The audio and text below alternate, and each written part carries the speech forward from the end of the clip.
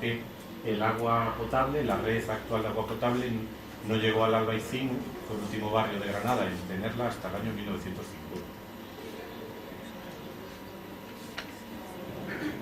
Bueno, hay aljibes de muchos tipos, dependiendo que tengan pilares en el centro, como este de las Tomasas, que tiene 4 pilares. También el Albaicín tiene murallas de distintos recintos, ¿sí? Conserva las murallas de este primer recinto de la Alcazaba antigua, que son las que hoy día todavía vemos por la cuesta de la Alacaba. Hay aquí 400 metros de muralla, que junto a los casi 1400 metros de la muralla exterior, la que va por San Miguel Alto, pues hacen 1800 metros de murallas conservadas a la vista. Eso, además de las murallas que hay dentro de los edificios y que poco a poco se van descubriendo y restaurando. Mientras que la Alhambra tiene solo 1600 metros de murallas, es decir que en el patrimonio referente a aljibes, que la Alhambra tiene solo 6, o referente a murallas, el patrimonio islámico del Albaicín es superior al de la Alhambra. Además, no debemos olvidar que 1/3 de las murallas de la Alhambra fueron destruidas cuando los franceses en 1812 fueron derrotados y se retiraron de la Alhambra e intentaron volar todas las murallas para evitar que el ejército español se hiciera fuerte allí, y afortunadamente pues solo lograron volar 1/3, que pues han sido reconstruidas, ¿no? Mientras que las del Albaicín han tenido restauraciones, pero no han tenido reconstrucción. ¿Sí? Sí, después vamos a hacer un turno de sí, no, es que como ha hablado de la cuesta de la Alacaba, pues podemos hacer un brevísimo piso.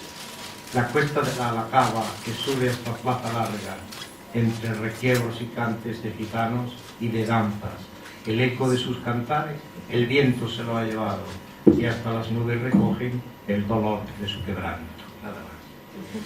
Muy bien. Muchas gracias.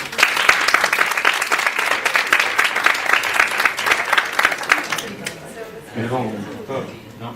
Puedes interrumpirte para eso cuando quieras. Bueno, pues aquí vemos estas murallas de la Alacaba que han sido recientemente restauradas y que desgraciadamente pues no pueden ser visitadas.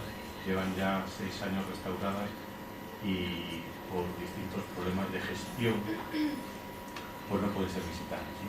Eso es uno de los elementos que hoy día la UNESCO valora mucho a la hora de declarar un bien, el que haya una gestión, un órgano de gestión y un plan de protección. En el caso del Albaicín sí había un plan de protección, el Plan Especial de Protección del año 1990, pero no hay un órgano de gestión real que gestione ese patrimonio, porque bueno, la Fundación Albaicín hace algunas tareas, pero al fin y al cabo es una fundación que no tiene un poder ejecutivo. Ese poder ejecutivo pues tendría que tenerlo el ayuntamiento, pero un órgano más colectivo, como pasa en Toledo, por ejemplo, en el Consorcio de Toledo, en el que están las distintas administraciones colaborando, pero desgraciadamente el Albaicín pues, todavía no ha tenido esa suerte de ese órgano de gestión que hiciera pues, que elementos como este, fantástico, de una expresividad plástica increíble, pues no puedan ser vistos después de 6 años que lleven restaurados. Solo pueden ser vistos en vistas lejanas como esta tomada desde el Mirador de San Cristóbal, porque se pensó hacer un paseo por el interior, que es todo de propiedad pública, pero una mala elección del proyecto y distintos problemas que no sería muy largo explicar aquí, pues han hecho que actualmente eso esté totalmente paralizado. Bueno, el Albaicín tiene un patrimonio mucho más rico que la Alhambra en casas de época nazarí y época morisca, la mayoría privadas, aunque hay algunas públicas, pero que desgraciadamente incluso las públicas son difícilmente visitables, porque apenas tienen horarios de apertura. Esta es una casa privada, fantástica, restaurada en los años 80, en la calle Cobertizo de Santa Inés, cerca de la Carrera del Darro, donde vive una familia, es decir, una casa del siglo XIV, que se puede restaurar bien y acondicionar para que viva una familia en concreto de un arquitecto, pues con todas las comodidades de una vivienda actual y en pleno centro de Granada, en la carrera del Darro, sin necesidad de estar todo el día montado en el coche para ir a la dorsal. Esto ya es una casa un poco más grande, es Taralorra, es un palacio nazarí que sobrevivió dentro del convento de Santa Isabel la Real hasta que en los años 20 fue comprado por el Estado y restaurado por Torres Balbás.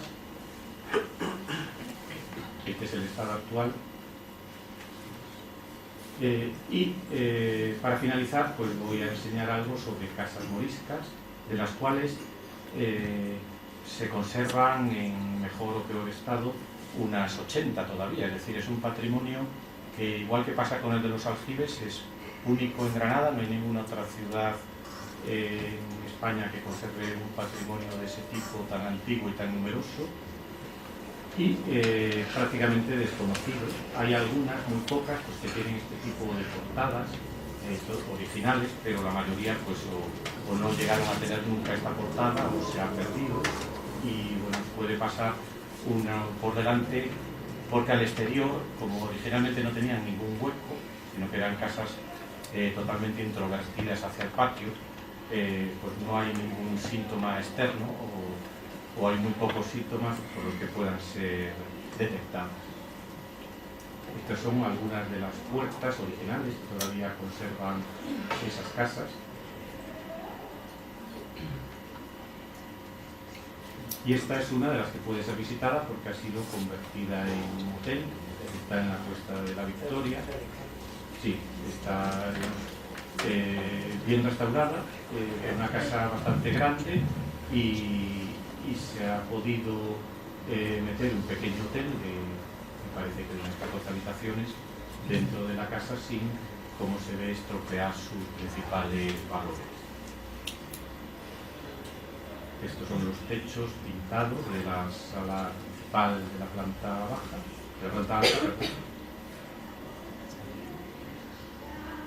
Y mediante un sistema muy inteligente de toldos, un toldo tradicional de lona que está aquí plegado y otro toldo de material plástico impermeable, se ha conseguido que en invierno, cuando en días como hoy que llueve, este patio puede estar climatizado y sin entrarle agua, y sin embargo, pues en la cantidad de días buenos que hay en Granada, se abren estos toldos y se vuelve a tener un patio abierto. Es una solución mucho mejor que esos lucernarios fijos de estructura metálica que se suelen poner en casi todos los patios de las casas granadinas del siglo XVI en adelante, que se están restaurando y que rompen por completo esa relación con el espacio exterior, que era algo básico en esta arquitectura. Bueno, y finalmente pues voy a poner rápidamente una casa morisca, la última que he restaurado. Finalizamos la restauración el año pasado y tenía esta imagen, pues porque normalmente a lo largo del tiempo las galerías que originalmente eran abiertas, tanto en la planta segunda como en la planta primera, pues se han ido cegando para conseguir más superficie útil y para luchar también contra las inclemencias del tiempo. La casa estaba en muy mal estado, pues se habían puesto cuartos de baño dentro de las galerías que se habían ido tabicando con las tuberías. Este es el tipo de casa, con un patio muy curioso, de forma triangular, muy alejado de los modelos cuadrados o rectangulares habituales. Pues tiene que ser una casa del siglo XVI, una casa morisca, y pues cuando se fueron quitando los falsos techos de cañizo y yeso que cubrían, pues fueron apareciendo los techos originales. Esto es algo que todavía pasa hoy día, o sea que es raro el año en que, haciendo obra en una casa que parecía una casa vulgar, no se descubran restos de estos elementos que demuestran que es una casa pues medieval o del siglo XVI. Entonces, las galerías cerradas, aumento de peso en las galerías, pilares intermedios para evitar que las vigas se rompan. Incluso, picando con cuidado los nuevos enlucidos, aparecen sobre los revestimientos originales pues una serie de grafitis, en este caso pues una morisca con sus zapatos tradicionales llamados alcorques de madera, un castillo con las armas típicas, los primeros tipos de culebrinas, las armas de fuego típicas del siglo XVI, es decir, que aparecen, cuando se hace una restauración cuidada, aparecen una serie de elementos culturales muy importantes sobre la historia y la vida de estas casas. Y finalmente, pues esta es la finalización de la restauración, en la cual pues hoy, pues como hace 500 años, pues sigue viviendo una familia. Estas eran casas unifamiliares, y en la época morisca el tipo de familia media, según se ha estudiado, era de 4 personas, es decir, prácticamente pues igual al de hoy día, pero igual estas casas pues se pueden adaptar perfectamente para ese uso unifamiliar. Bueno, pues con esto ya acabo esta rápida presentación y podemos entrar en el turno de preguntas y de cuestiones. Qué bonito. Muchas gracias.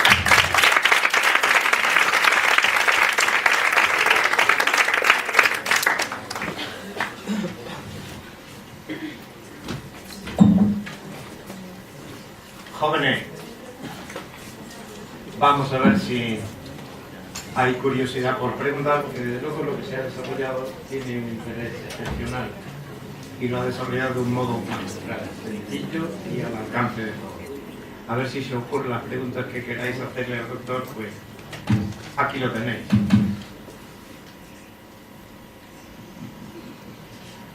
Ay, Dios mío. De San Nicolás su plaza, que es el balcón de Granada, a sus pies discurre el Darro y enfrente tiene a la Alhambra, monumento excepcional de un pueblo artista y guerrero que hizo del agua un tesoro y un Edén de nuestro suelo. Sus viejas torres se alzan hacia un cielo limpio y claro, reflejando sus siluetas en el espejo del Darro. Hay barrio del Albaicín entre San Miguel y el Darro. Están llorando las fuentes, con el arrayán y el nardo, porque morirán sus rosas si no sabemos amarlo.